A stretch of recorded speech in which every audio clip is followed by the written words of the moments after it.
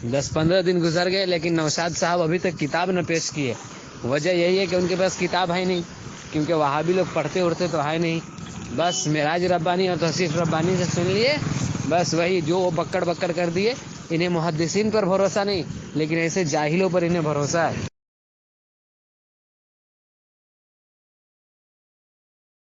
देख रहे भाई, तेरे काले शैतान काले इब्लीस की किताब है और तुम्हारे अब्बाजान छापे सो है। इस पे बात करेंगे, आ जाओ।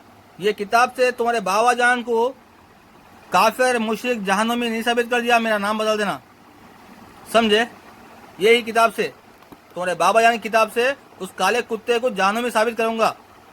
दमे तो बात करो, आओ। मलफूजात आला हज़रत, तुम्हारे ही फाउंडेशन से छपी हुई किताब पास है।